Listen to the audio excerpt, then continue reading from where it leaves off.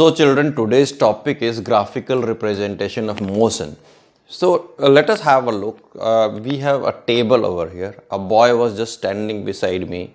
So he was at a distance of 0 meter, and then after 10 seconds he walked till 10 on a straight line. He walked till 10 meters. Then another 4 meter. When I saw, he was 20 meters away from me after 4 seconds, and after 6 seconds he was 30 meters from me, and after 8 seconds he was 40 meters away from me on that same straight line. So I drew this. Now I have made a graph.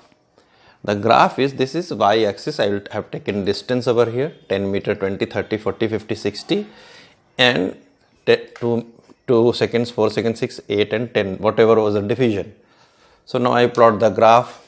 So in 2 seconds he was 10 meters away, in 4 seconds he was 20 meters away, in 6 seconds he was 30 meters away, and in 8 seconds he was 40 meters away.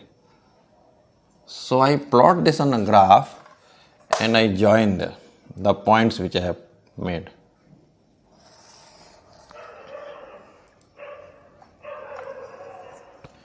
So I am watching this is a inclined straight line. An inclined straight line in a distance time graph gives a uniform motion. Uniform motion, because equal distances are being traveled in equal intervals of time. That is what is the definition of uniform motion. Equal distance traveled in equal interval of time. Equal distance traveled in equal interval of time. See, 0 to 2 seconds, 10 meters. 2 to 4, that means another 2 seconds, 10 meters. Another 2 seconds, 10 meters. Another 2 seconds, 30 to 40, 10 meters. So this is a graph whenever of distance time will be there. You can also interpret that. See, if I drop a perpendicular, in 2 seconds it is going 10 meter, and in 4 seconds it is going 20 meters. So every 2 seconds change, the distance changes by 10 meters. So that is uniform motion. Secondly, you can calculate the velocity by finding out the slope. Now how do you find a slope? It's very easy. Drop a perpendicular from, say for example, I am taking from this point. So the slope of a velocity time graph gives distance time graph gives velocity, and slope means perpendicular by base. So how much is the perpendicular here? Can you say this length is how much? 30 meters. By how much is the base? This is 6 seconds. So 30 by 5, that is 30 by 6, that is 5 meter per second. You can be asked further many questions. You can be asked from the graph only find out where was the body after 10 seconds. Where is the body after 8 seconds? So it is at a distance of 40. Now for 10 seconds you will have to extend this, and then you have to drop a perpendicular from 10 seconds, and you will find that the body is at 50. So you can be asked many questions. Every small triangle will also satisfy the velocity. Like, see, this distance is 10 and this is 2. 10 by 2 is 5 meter per second. So you will be able to calculate. That is the first graph. Now let us see here what is happening. Let us put time. Time is 0, then 5 seconds, then 10 seconds, then 15 seconds, then 20 seconds.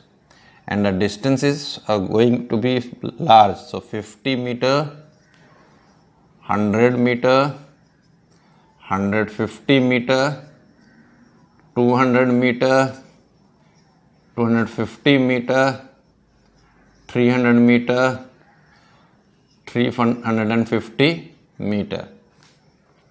Now let us have a look nicely what will happen over here. So 0 meter, now in 5 seconds it has got 50 meters. In 10 seconds it has got 150 meters. In 15 meters it has got 300 meters. And then in after 20 it has got only 350. So now if I connect it with graph, what will happen? Let us see. I want to connect it through a red pen, so it will be, you will be able to see. So you don't get a straight line, you get a curved line, and once you get a curved line, then that means that the body is having non-uniform motion. So you have to get partial slopes. You may get for finding out velocity at different parts of its travel, but you cannot tell straight what to say velocity. You can get average velocity, that after 350 it is there. So total distance by total time. That is important for you to know about distance time graph. And you know, best part is how to find whether what type of graph it is. Know the unit. Meter means distance, second means time. So distance time. If it was a meter per second and time, then it was a velocity time graph. So what are the other things we can say about if the values are even not given? What are the things we can say for this graph? Let us see.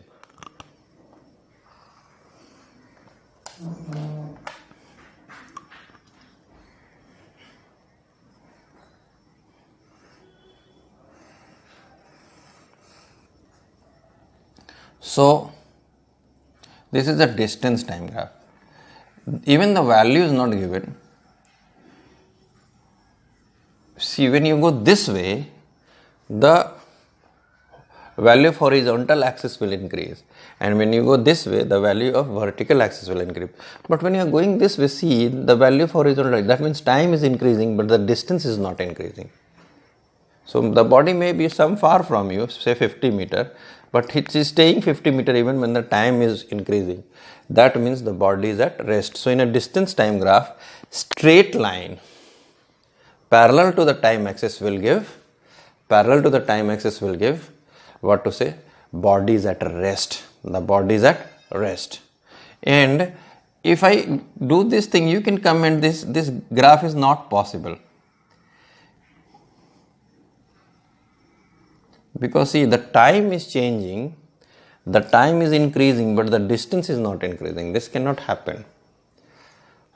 Because at the same time, the body cannot, distance is increasing, time is there only. So at the same time, a body cannot be at different places. Now, slope, I said you have to find out. So one more technique I'll tell you how to go about a slope. Suppose we have this situation.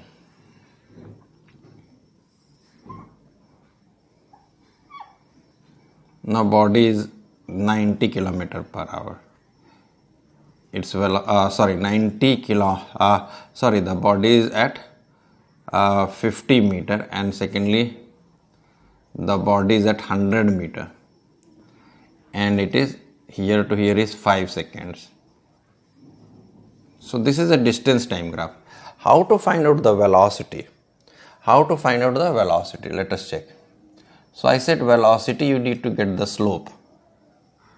So slope means completing a triangle. That is why I completed the triangle. And then